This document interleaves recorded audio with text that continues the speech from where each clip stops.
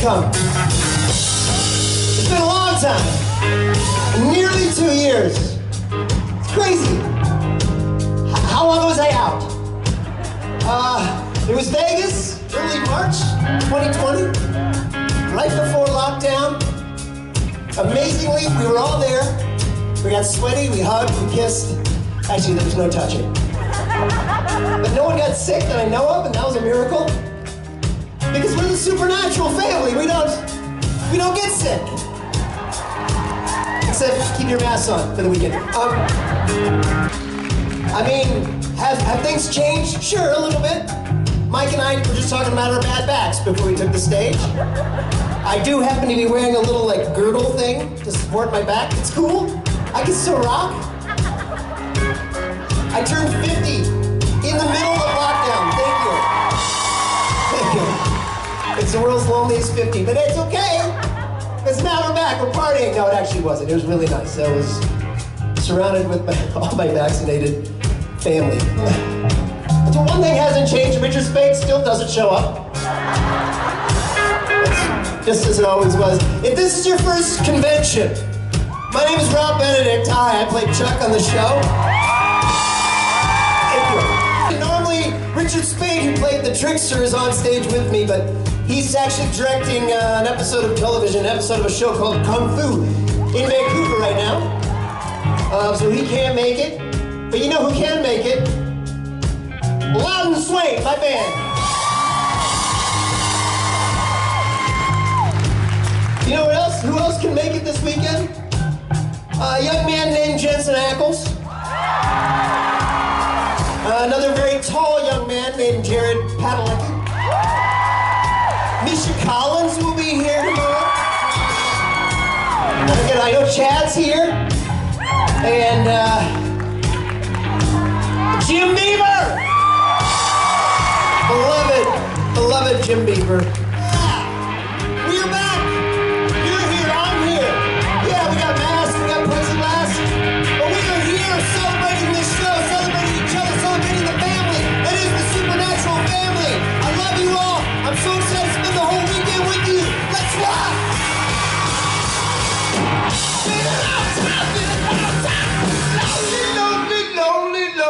Lonely time.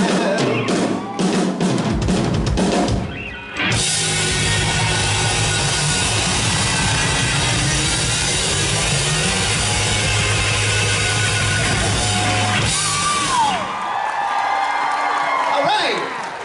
Thank you, everybody. How's that back after that little jump there?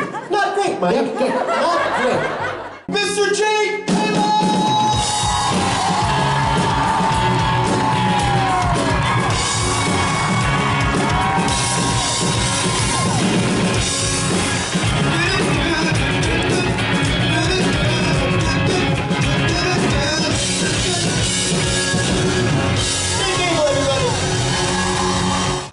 Thank you, it's good to be back. Hello, Denver. It is so good to see half of your faces. Man, you guys got beautiful eyes, all of them. Every single one. My memory right now, it's funny, it's crap. So I have an 8-month-old at home, so that's why I chalk it up to. Yeah, he makes babies. Yeah, he does. So I'm chalking up this early memory loss to extreme fatigue. But yeah, so Just so you're warned. Dude That F's. actually leads into my question. Oh! How is it being a father, and how's your kiddo doing? Oh, my son Henry is doing amazing. He's doing very, very good. Thank you for asking. He just turned 8 months on the 8th. And he's, I don't know, and he's just perfect. And being a dad is, it's fantastic. And being his dad is great. And it's everything I've always dreamed of. And he's a really, I mean, I wish there was some wood up here because he's a really good flyer. He's flown quite a bit in his 8 months. And I flew in from Texas to LA yesterday with him and then got right back on a flight to come here and see you guys. And I missed him like right away. Him and my wife, like right away. I was like back in the terminal texting my wife. And I told her, I was like, you know, it's only because he was good on the flight. Because if he had been a little bastard on that flight, I'd have been like, see you guys, going to Denver. But because he was so good and cute, it made me miss him. So thank you for asking. What is the one genre of television or film that is completely outside of your comfort zone that you really want to do anyway?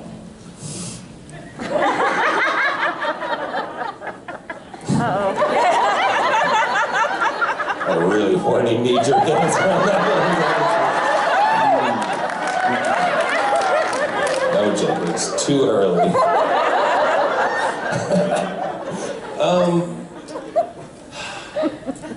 You know, I don't know that there's anything so far outside my comfort zone. Like, I like, it's funny enough, the sitcom thing earlier, I like sitcom the least. I did a show called Sweet Life of Zach and Cody many years ago. And I actually turned it down because I was like, I don't want to do it. And then they offered it to me, and my friends were on the show, and I was like, okay, I'll give it a try. I've never done this before. And the only reason I say that, like, I struggle with it is like early in the week you get your lines and you're running dialogue, and like it's funny and the crew's laughing, the jokes, you know, you're finding the jokes and it's good. But like come the end of the week, you've done it so many times, the crew's like, oh, that's not funny anymore. So you're like, oh shit, maybe it's not funny anymore. And then the live studio audience comes in, and you're like, oh my god, I hope it's just, I found it very stressful and hard to like maintain what's funny. But I would like to do more comedy. I feel like that's something I haven't had to stretch into that I feel like I would enjoy. Oh, that little baby!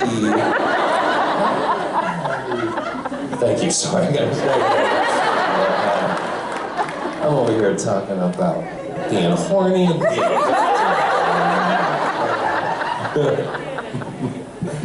What's her name? His name, her name? Their name? Aiden? Hi, Aiden. I see Aiden.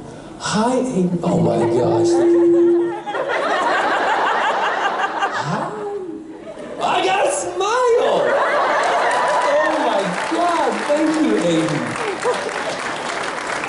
I peaked. So, group theater exercises can be really weird and awkward. I was just wondering if there are any that you've done that are weird or that you just hate. You know, I haven't done a lot of theater, and the bits that I have done, I've always loved those games because I do find they keep you loose and keep you sharp. I can't like recall any, obviously, on theme, but I do think that like what a great, I kind of wish we would do them on set sometimes because like, you know, in the mornings everyone's kind of like, you know, in their makeup and chairs and, you know, it's very isolated, and I wish that we could come together sometimes on a set and kind of get those, just like the stiffness of the morning out. What's your favorite one? My favorite? Yeah. Oh, I was just thinking about the ones I hated. Okay, which ones you hate? Bunny. Or Zip Zap Zop.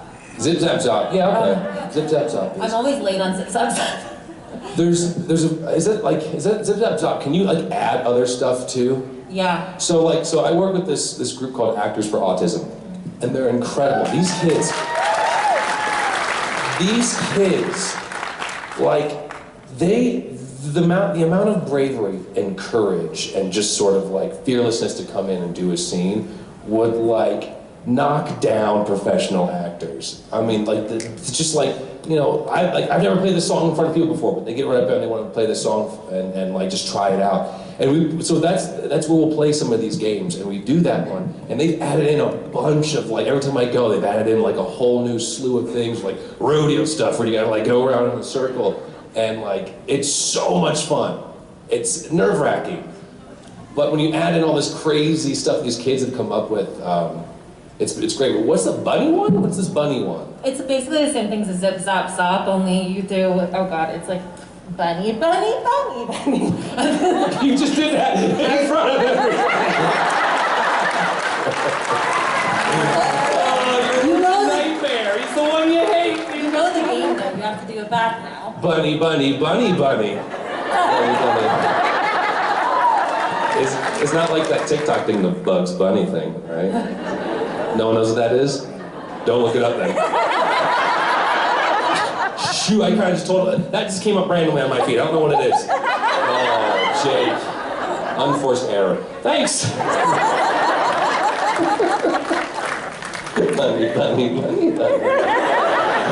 When, like, I hadn't watched the show because, like, I've said this before, that, like, I didn't know if it was for me or whatever, you know? And so when I auditioned for it and I got the role, a friend of mine was really into the show.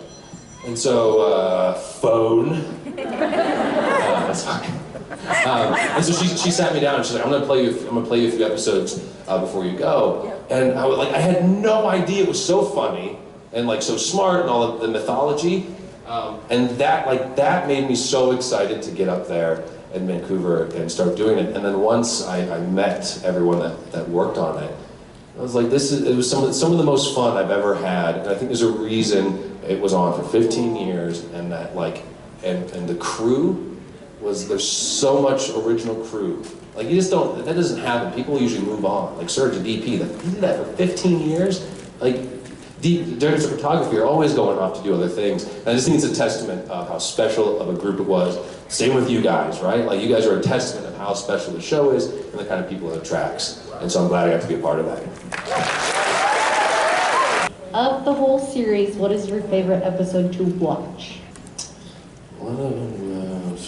Watch all the ones I'm in.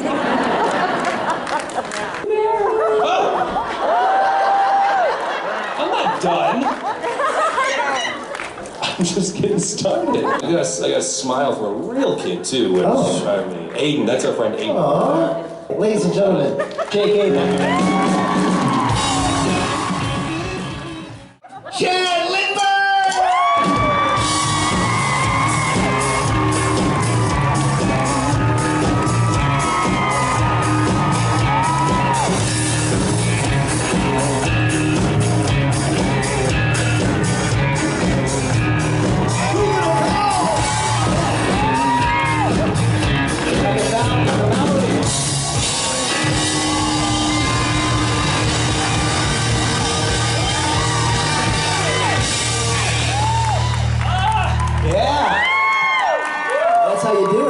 Wow.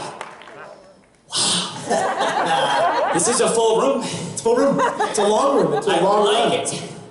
Yeah. I'm a little winded. That's how full it is. Yeah, it's a long run. But it felt good. Yeah. Loud and swaying, everybody, please. Chad Limber. Thank you. Thank you guys so much for that. Wow. Hi. Good morning, good morning. Good morning. Did you ever want to leave the bar, me on Supernatural? Yes. Definitely. Thank you for that question. Absolutely. I think we should have seen Ash on the road. That would have been nice.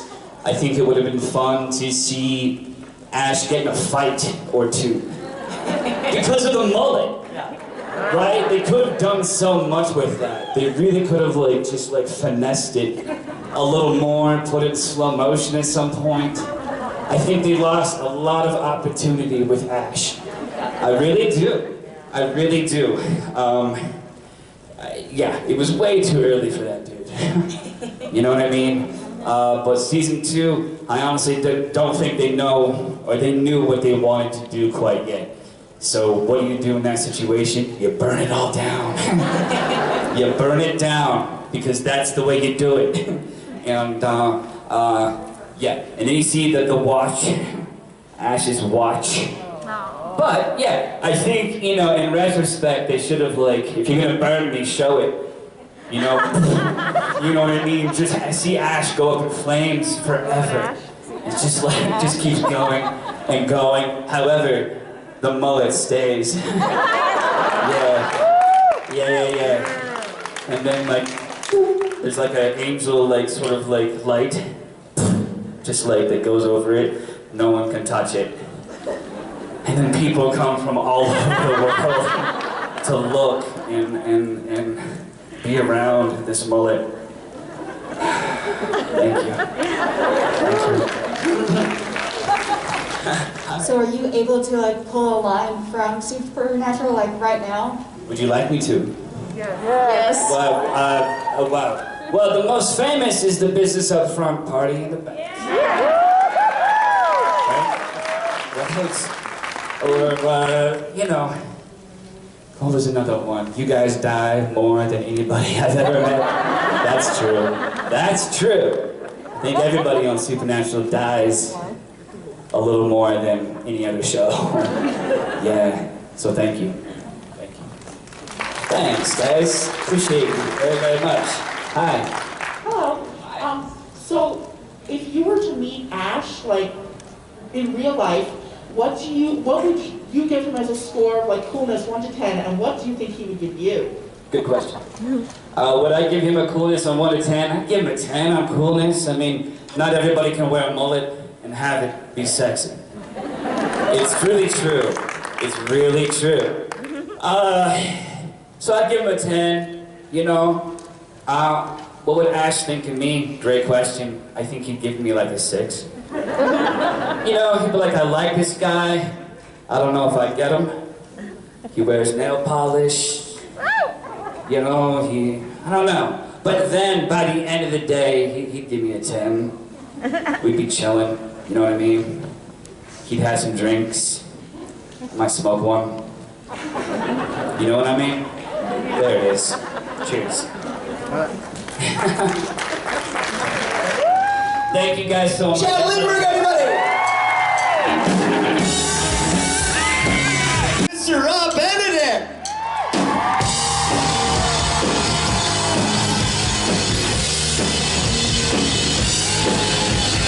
Oh, thanks.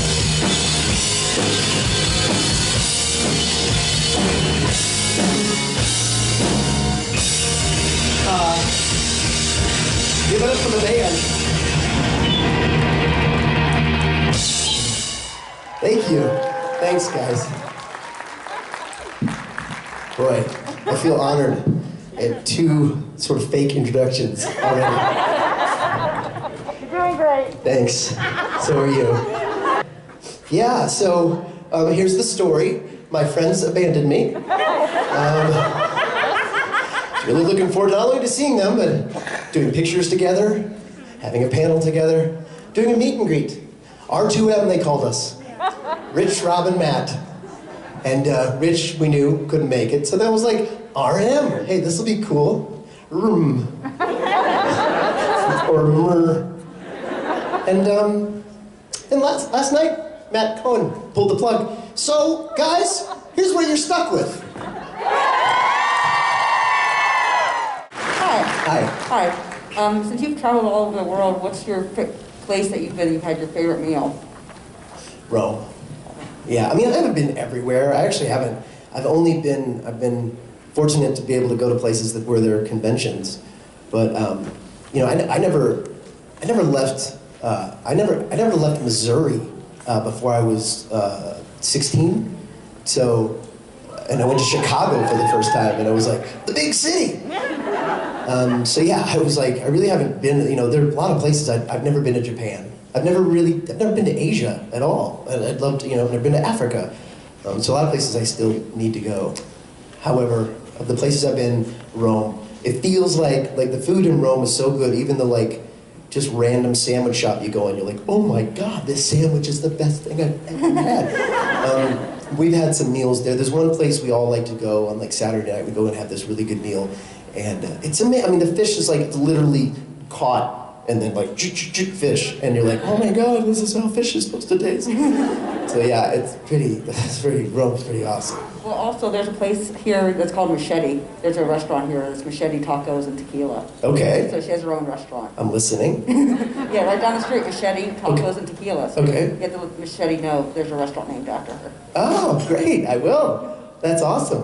All right, well, I'm going. You had me at tequila. I honestly love you. Oh, thank you. And then my question for you is, last night my friends and I, we were having a discussion on whether hot foods go on salads or not. What's your opinion? So like you got a salad, and like you want to put like a piece of meat on it or not? Marinara, like meat or tomato sauce or mushroom gravy, that type of stuff? On a salad? Okay, yeah. Definitely no to the sauce. I can't. My friend Shannon is the one who asked that. Shannon, stand up.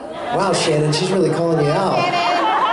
Shannon, thank you for your originality. And I respect your choice. And for me personally, that wouldn't work. Sauce is not supposed to go on leaves. It goes on pasta, not so much on leaves. But I'm okay with just meat on salad. I love that. Got a little protein in there, and you rock and roll. Me, I love shrimp. I do. I'm a big shrimp guy. Yeah, I love the shrimp. So I love just throw a shrimp on a Caesar salad, and I'm happy. In fact, maybe I'll try to have that today. Yeah, I really like shrimp because growing up, when we'd go to Red Lobster, and that would be a nice night out. That would be like, it didn't get fancier than Red Lobster. So in Columbia, Missouri, I'm having shrimp and going, this is how the other half lives. And even to this day, I'm like, oh, they got shrimp on the menu. I know what I'm having. And someone was like, you know they're like bottom-feeding little worms. And that threw me off for a little bit. But I have a short-term memory problem, so I forgot. And now I'm fine with shrimp again. I loves me some shrimp. So yeah, let's go shrimp. You get soggy leaves with the sauce. You like it? Gosh. Okay. Maybe if I'm out with you, I'll have it. I'll try it. Okay? I'll do that. Hard pass. Thank you. I'm learning a lot. Thank you. Hi. So if you could be someone else on Supernatural, who would you be and why? If I could be someone else? Yeah. I've been asked this question before. I mean, my go-to is usually Misha, because Castiel is a great character. And also, I really like Misha. And then, some days, my answer is Dean. And some days it's Sam, because I just want to be tall and good looking. Some days I want to be Sam strictly for the height. I just want to know what it's like to go through life one day as a tall person. What is that world like? It can't be the same. Because like when I walk into a pharmacy or something, people are like, yeah, what's up? What do you need? If I'm Jared and I walk in, they're like, can I help you, sir? It's gotta be a different thing. If you look down at people. Anyway, I like to do that sometimes. Anyway, but today I think I'll go with Castiel. You're in my two favorite shows ever, Supernatural and Dexter. First, will you be watching the new season of Dexter coming out? And second, you've played some really dark characters, obviously. Is that your favorite type of role to play? And if not, is there one you like playing better? I probably will watch the new Dexter. I was invited to the premiere, but it was in New York, so I couldn't go. But I'm excited to see what they do with it. Because it started to sort of break down a little bit towards the end, right? Yeah, so I want to see if they can rebuild it. And if anybody can, Michael C. Hall, is so great. I'd love to see him reprise that role. Dark is dark is what they give me, and maybe that's my fault. I don't know.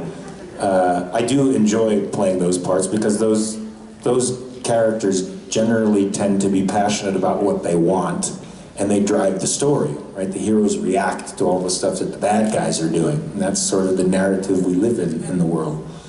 The part I would love to play, you guys have probably heard this, haven't you? Quasimodo. You know Quasimodo? The most beautiful romantic character in the world. I would love to play that character. It's definitely a lot more fun to play the moral anarchist. And I mean, I hate anarchy and I hate moral anarchy, but it's sort of liberating in a way to not give a crap. Right? And we could use a little of that. Just that little piece of Lucifer in all of us every day. Just that little bit of, I'm not going to give a crap today. I'm not going to care what people think about me. Man. I like hearing that. But if you could have picked any character to have as your permanent meat suit, who would have it been? Permanent meat suit? I mean, I wouldn't mind walking around in Jensen's meat suit for a while. Pass by a mirror, you know, and go.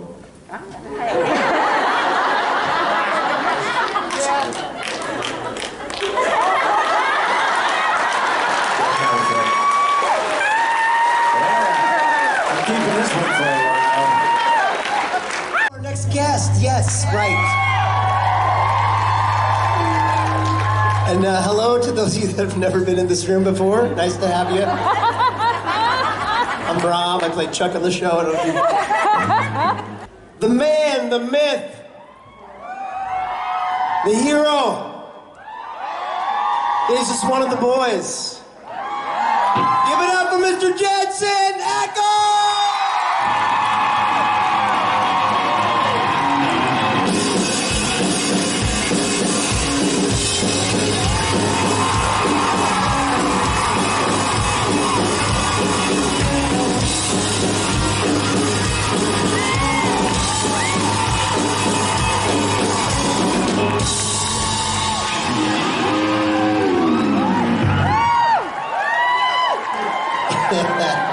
We're back! We're back!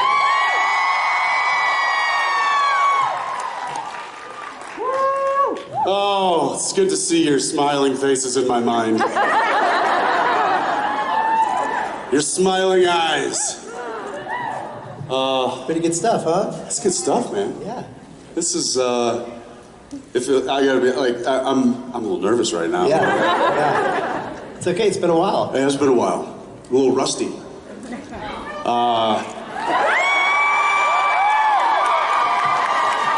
What was that? They're like, just pour some WD-40 on it, you're fine.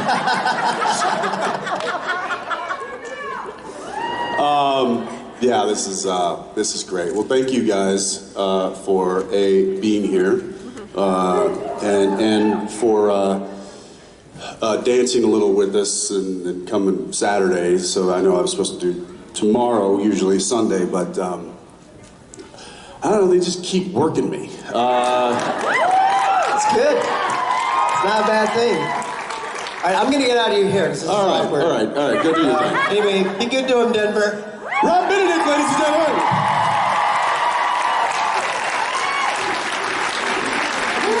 Roba bene. Yes, it's this feels really good. It's been since who was there in Vegas at the last one? Okay. Yeah, and then it all hit the fan. And how long ago was that? That was March? March of 2020. 19 months? 19 months, over a year and a half. I mean, that's just enough time to watch the whole series of Supernatural. He's like, I did that, thank you. Didn't even know who you were 20 months ago. That's so cool. Yeah, but like I was saying, they've. I thought I would have some time to hang and you know, chill after the show was over, and That's not happened. So much has happened. We've got so much to talk about. Let's start over here. Hi. Oh, Hi. I'm so nervous. I don't know what to do with my hands. Did you say I don't know what to do with my hands? Yeah, I don't know. Join the club. That's the girl right there. So I just love Dean so much in you, and you're amazing. And I'm really, really excited for The Boys because I love that show so much. And you're going to be amazing. And congratulations on your new movie role. Dean being such a long part of your life, is there any parts where you go into these new auditions and like when you go into The Boys in your new movie role that there's this piece of Dean that you're carrying with you into these new characters? Or do you kind of like, oh God, Dean, I gotta let you go. Gotta let you go. I mean, look, yes, you're right. Dean was and is and will continue to be a massive part of my life. And, there was a lot that I identified with Dean. And so it's probably going to be difficult to completely shed any other character of Dean. I think you'll probably see nuances and little things in there, but that's just me, and that's what I brought to Dean. So I will say that it was difficult not to do the Dean voice. And it was a couple of notes that came down from Kripke. He was like, okay, man, you're doing a great job. Just be careful you don't slip into Dean. Like, I can't help it, man. It's 15 years of my life.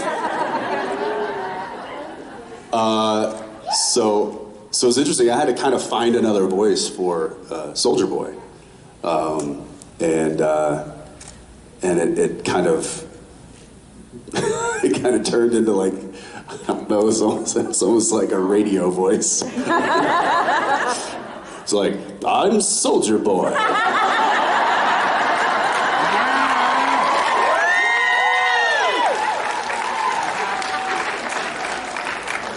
And I'm a superhero. So yeah, I don't think he sounds a whole lot like Dean. But then while I was up in Toronto filming The Boys, I also did another Batman movie. So now I'm like going into a recording studio, trying to find like the Batman, while trying not to do Dean, and now trying not to do this new Soldier Boy. It's like, I'm Batman. So it was, yeah. How much of a backstory do you make for any of your new characters? Even if there is an outline of a backstory, how deep do you take that? Do you like go, well, when he was 14, he blah, blah, blah, blah, blah, blah, or do you even do that? It's a good question. I know that is a technique that is used by trained actors. I'm not one of those. I was a learning on the job kind of a guy. So I wasn't taught techniques like that on how to break down characters and how to build backstory and how to do all that kind of stuff. So fortunately, the characters that I've been able to play have a good amount of backstory built into the script, so I can just lean on that and maybe open that up a little bit. But I think probably for characters that aren't overly explained in the script, that might be helpful to an actor to kind of just have an idea of where they're coming from, where they're going, so that they can play those small moments a little better. But like I said, I haven't really had to do that because the scripts have been really informative about these characters that I'm playing. I mean, even this film that I'm doing right now, it's a Western. And like an old school, late 1800s, full-on Western, right? And I play a U.S. Marshal who is tasked to track down this fugitive. And so normally that would be it. That's all you get. But in this script, there's a whole backstory with this guy. And he's got a situation at home that adds to the complexity of the character. He's got an odd way of doing things on the job that adds to the complexity. He has emotional struggles throughout the movie. So a lot of it's right there on the page. So I didn't have to do a deep dive into, who is this guy? A lot of it was right there. And also with the boys, that character was pretty well explained to me before I even showed up day one. Which some of you heard the day one story in here. And if there was ever hazing, it was done by the producers and writers of The Boys. Not the cast. They were super pro, and so was the crew, but there I was in all my glory, day one. I'll let you figure that out. Welcome to Streamers, where anything goes. And everything went. And everything. Hello, my name is Amy Engelbrecht, and I actually just got into Supernatural over the pandemic, and I don't know, that's all I did, and you kind of kept me sane. My question is, what did you do with your wife and kids when you got back from shooting The Boys? What did I do with my wife and kids when I got back? Well, some of you may know I was because of the COVID protocol in Canada, which is where The Boys was shot in Toronto, not Vancouver. So I got another great Canadian city under my belt. But because anybody coming into the country was required to quarantine for 14 days, I couldn't go home. And I'd have 5 to 10 days off at a time, and I'd just be sitting in a rental place. And the city was closed too. The restaurants were closed, the bars were closed, the gyms were closed, the coffee shops, everything was closed. There was nothing to do anyway. So I was talking about this with Rob, and he was like, "Did you just go crazy?" And I was like, "No, I don't know. I just kind of kept my head down. I was like, just do some work, get some work done, But what that did is that it prohibited me from seeing my family for 4 months. Thank God for FaceTime, because that happened daily. But still, I was watching them change on an iPad, and then I wasn't there to hold them, and it was tough. It was sad, but I'll tell you a little silver lining to this story. So I had 2 girls and a boy. The 2 girls are daddy's girls. Like they are just all over me. They love them some daddy, and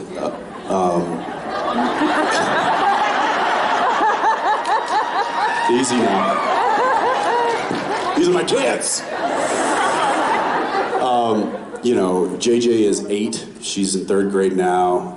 Arrow is 4.5. She's going on 5. She's going on 15. She's going to be the death of me for sure. But there's a really good communication. And with Zeppelin, he is a mama's boy. And even if he falls and cracks his head on something, then I'm right there and I'm like, oh my gosh, is that be okay? And he just straight to mom, doesn't need dad yet. And I'm like, that's cool, I respect that. I was gone for 4 months. I came back home. He never left my side. He had to sit next to me at dinner. He held my hand everywhere we went. All he wanted to do was play trucks and trains with his dad. So the absence made the heart grow fonder, and I was definitely a benefit of that. Yeah. I just hunkered down and just buried myself in children for about 5 days, and then I had to go back to work for another like 4 weeks, and then I came home. Then I was done. So, yeah. I would like you to do a little dance for me. How about that? My question is, will you do a little dance for me?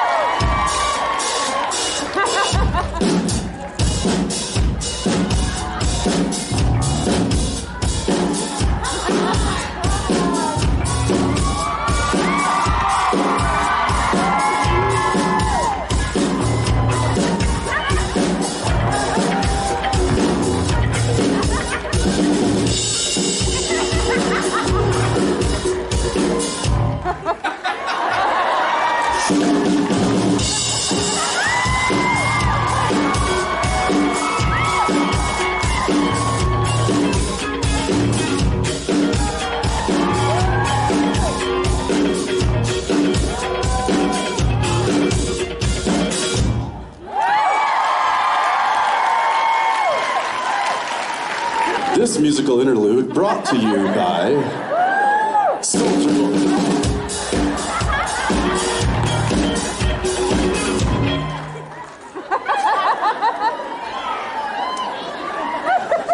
And that's how TikTok dances are born.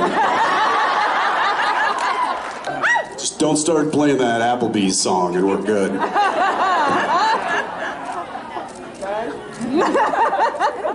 Like half you were like, what? Applebee's song? I don't know. Oh, you know what I'm talking about. Don't act like you don't know that song. No. And I don't want to. No. I don't know it. It's just the one word I know. Don't start playing it.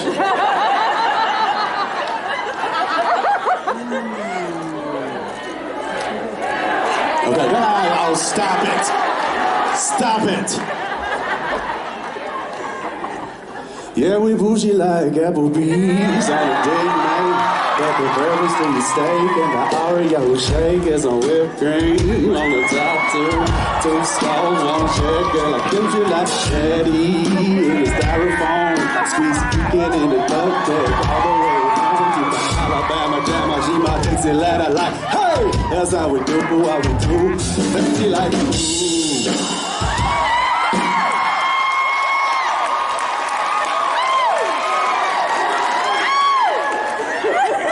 I just lost all credibility, didn't I?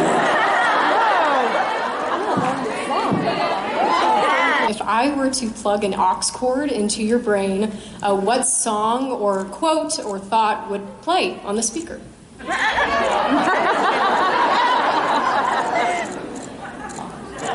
At first I was like, an aux cord? It's like I was thinking like the animal ox. I'm like, what's an an auxiliary cord.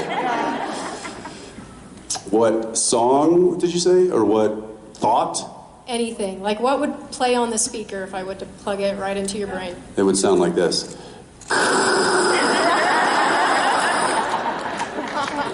Just white noise. You see, when the TV like goes to static, they used to call that the Battle of the White and Black Ants. Awesome. Look at it next time, you'll never look at it the same. It's like, oh my gosh, they're fighting. This is full-on war. It's true. That's what it looks like in here. My son said something interesting to me the other day. The guy's 4, and he was like, Dad, music plays in my head all the time. Awesome. And I was like, your name is Zeppelin. It's freaking better. And I'm like, immigrant song, ramble on, what are we talking, kid? Baby shark. No, but he said that. He was like, there's music that always plays in my head. And I was so curious. I didn't know what to ask him next. I was like, what song? He's like, a song I heard yesterday. What song is that? And he like tries to hum it to me, and I'm like, I don't know. Is that Paw Patrol? What is what is that? But I just thought that was cool. He said that it happens when he tries to go to sleep. That and he's like, I just call it up and a song plays. He's like, it's like a radio in my head. And I'm like, all right, we're gonna get you tested.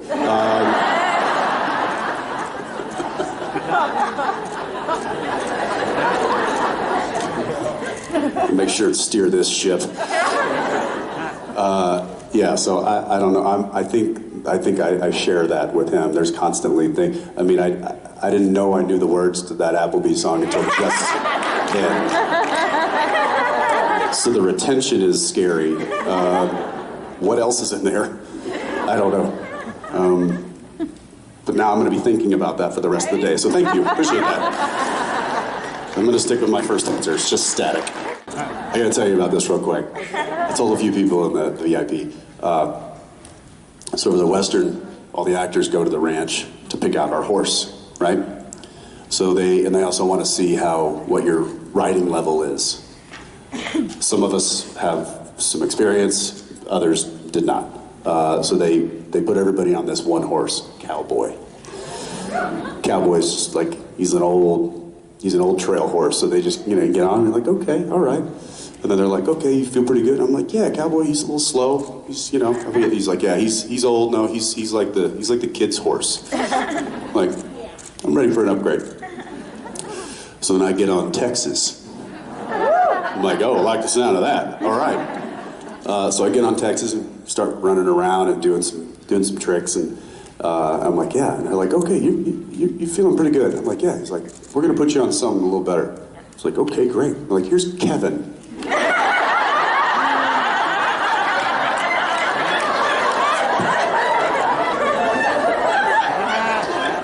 Cowboy, Texas, Kevin. So I get on Kevin. Kevin's a good horse. He's a solid horse.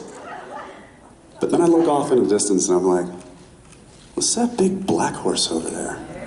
Solid black, beauty, looked like Black Beauty. Just gorgeous. I'm like, who's that? And the wrangler goes, that's Baby.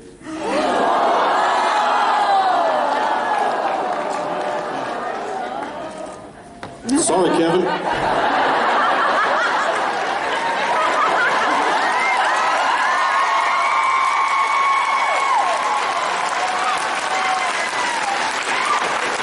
Yep. Baby's coming with me. And then the wrangler goes, no, BB. I don't care for this project, that's Baby. He's black and he's Baby now. Will he respond to Baby? I don't know, probably, it's close enough. Well, that's what I'm calling him. So I ride Baby, and I'm just gonna refer to him as Baby, because that's, right? And he's good. We're going full steam up the hill and down the hill, doing sliding stops, and I'm starting to feel really comfortable. And so I'm like, oh yeah, no, this is no-brainer. So we show up day one of principal photography, and the scene where I'm on the horse and I come over this ridge and I'm headed down towards an old cabin, and I get there on the day and I see them loading BB up into the trailer. I'm like, well, we're about to shoot. Where's he going? They're like, he's limping today. I'm like, no. Well, we're about to shoot a scene, and he's like, he's my horse for the whole movie. This is day one. And they're like, yeah, we're gonna have to put you on a different horse. And I'm like, well, what? And right about that time, this giant, like 16.5 hand horse comes around the horse trailer. Just this beautiful, huge quarter horse. And they're like, we got the biggest horse for you. And I was like, oh. What's this one's name? Spanky.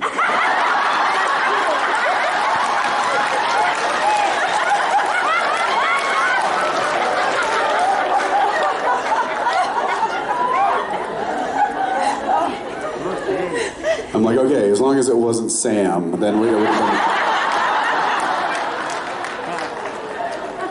been... That would have been too close. This is always me and old Spanky. Hey. I just want to know what's your favorite part of playing a superhero? Not the outfit. Not the outfit. And look, LJ, who is the superhero outfit designer, is lovely and an incredible talent. And I can't say enough about her.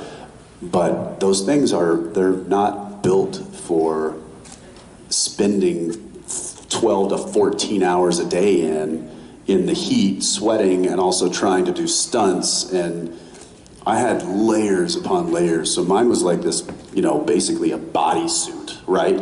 But then on top of that, I had this giant tactical vest with all these decals on them. And then I had like forearm armor and gloves and knee pads and giant boots. And fun fact for you, the boots I wore as Soldier Boy are the same boots that Dean wore for 15 years.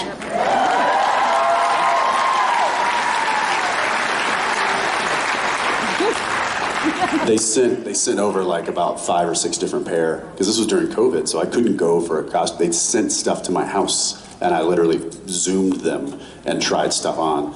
But there was like 6 different sets of boots, and I saw the Carolinas there, and I was like, well, I can tell you which ones work.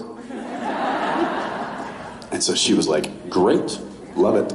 So we did that. I had there's like a scarf, and I'm like I'm doing all these fittings, and I'm having to actually, for the actual fitting, I had to fly to LA 6 times, because each time they have to try on the progress of what they're building, and they have to make adjustments as they continue building this outfit. So 6 different trips to LA for this.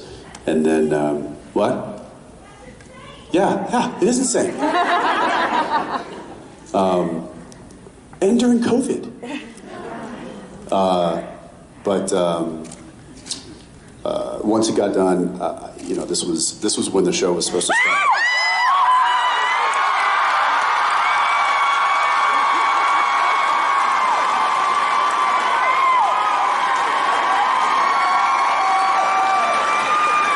I thought it'd be Jared. What you doing, pal? I was just backstage. Have you come to tell me to speed it up here, kid? No, I just wanted to make a comment on your commentary here. I was just backstage, and you were like, "Yeah, man, this superhero costume that I have to wear. They keep flying me in and out of Los Angeles to get it perfect so that my pecs are properly displayed." And I just wanted to let you know that that's not everyone's experience.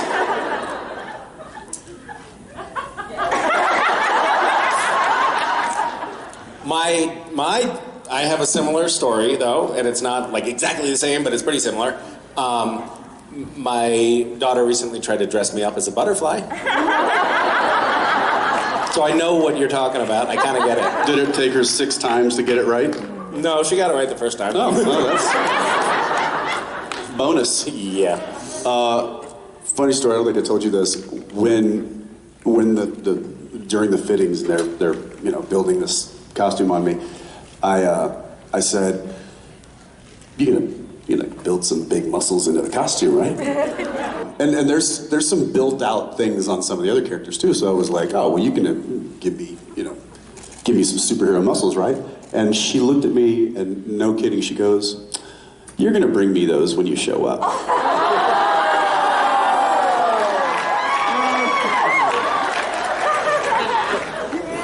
And that's when I called my doctor and said, "Steroids.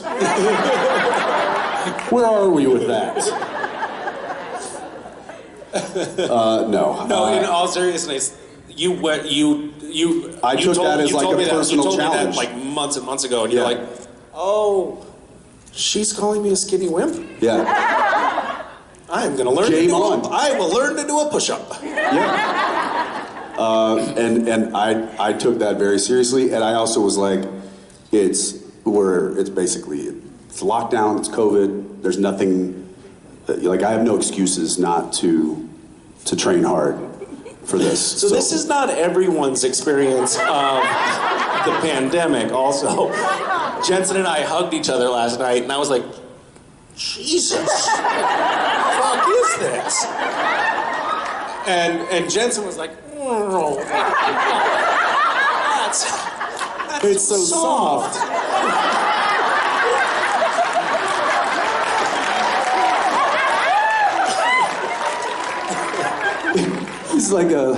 It's like an angel plushie. Well, where's the seat, man? Grab a seat. Or I can just stand. I'm gonna stand. Here. Get your hand off me. I have missed you, and I've missed all of you guys. Like, it's so, I just so you know, backstage in the bowels of this hotel, everyone is just hugging each other and so happy to see each other, and we're all so damn happy to be back, and that's not hyperbole. There have been times in the past when we've showed up at conventions and been like, ugh, this again? And that is not our experience. Like, we are so happy to be back.